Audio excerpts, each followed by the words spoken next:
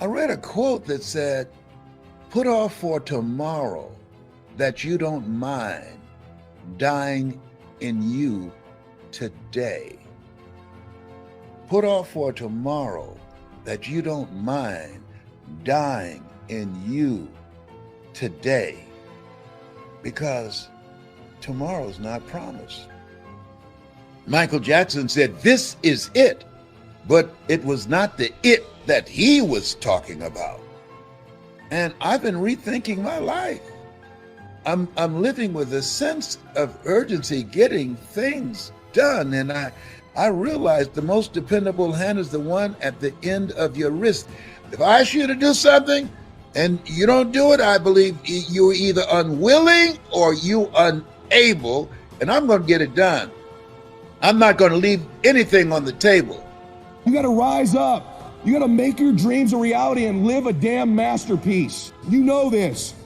Here's the thing. You got to make a decision. What's the decision? What's the thing you came here for? The clock is ticking. People say all the time, hey, life is short.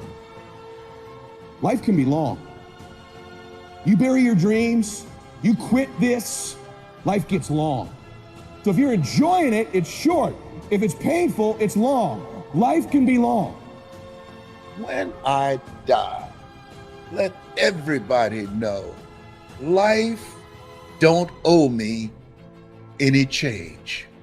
It's one thing to say we're made in the likeness and image of God and been given authority and dominion over everything on the face of the earth, including the choices that we make. We make choices and our choices make us, but most of us don't make the choice to live full. Most of us take our talents, our abilities, our skills, our book to the graveyard, making the graveyard rich.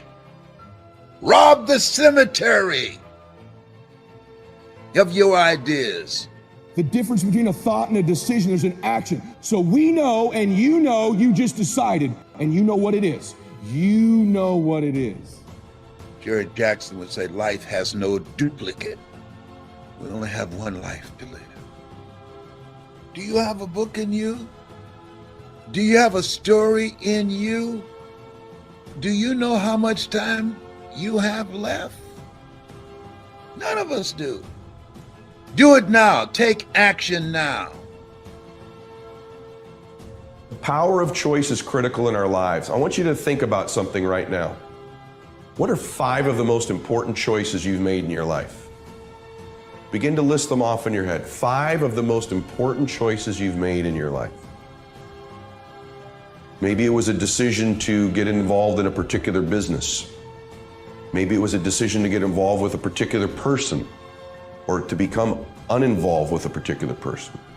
Maybe it was a friend that you had to walk away from in order to improve your life. What are the 5 most important choices of your life?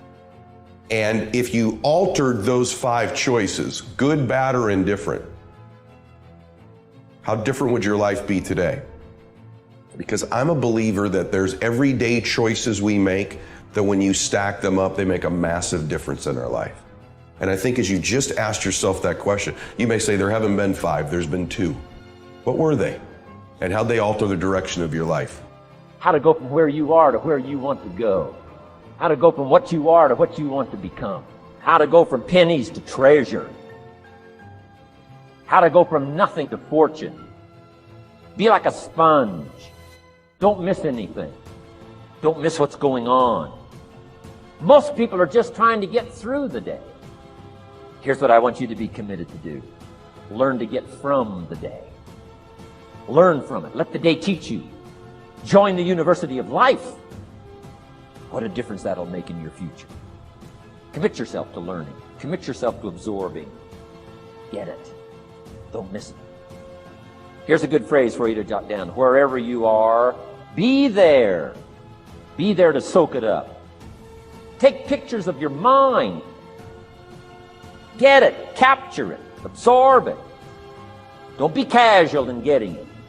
Key phrase. Casualness leads to casualties. I'm a humongous believer that ideas are and that execution's the game. We've all got ideas. Everybody's got ideas. And Uber was Magic Cab 3 years earlier. Uber is not an idea. Uber existed. It's called Magic Cab. But the guys that executed it sucked. So they lost. Look, Uber is a good idea. You push a button and get a ride. I don't know if we were the first person to ever think of that idea, but we were the first person to do it. And so you gotta just go do it then. You gotta just get out there and go do it. So it's easy to have the idea, or straightforward, but then you've gotta have enough guts to go out there and try. That's the way of the entrepreneur. The reality is, reading a book or going to a conference or having a great conversation, that's all fantastic. But what makes mastery is execution on the ideas, not the ideas. And so no idea works unless you're willing to roll up your sleeves, do the practice, invest the time, do the work. I think we've all observed a lot of people who they love reading the books. They do all the online training and nothing ever changes. And they say, well, you know, I don't know why it doesn't change, why my life doesn't change, my relationships don't change. Well, it's because ideas don't work if you don't execute on them. So if you look at the great business builders, you look at any great performer, one thing that makes them great is their grit. One thing that makes them great is their hunger to practice, is they are willing to sacrifice. Yes, they're passionate, but did you know the root of the word passion is suffering? You've got to be willing to suffer for your vision, to reach BIW, best in world. You've got to be willing to suffer the ridicule and laughter of your critics and your cynics to get to a place called world class. So it's really about you being in the state where you execute. It's like I always tell people, knowledge is not power, it's total BS. Knowledge is potential power. Execution trumps knowledge every day of the week, and so my life is, how do you get to yourself to execute? And execution comes from learning to put yourself in that right state every day. You're like a Navy SEAL. You've got the mission plan, now you execute it. Here's the key. The more you do difficult things, the more you'll be brilliant at doing difficult things. You get better at what you practice. If you complain, you're going to be Picasso level of complaining. If you're a victim or a toxic person, or what people call a drama mama, and that applies to men and women, and if you do it every day, you're going to be F1 champion driver level performance at being a drama mama. If you cut corners in your craft at work every day, you are literally hardwiring in.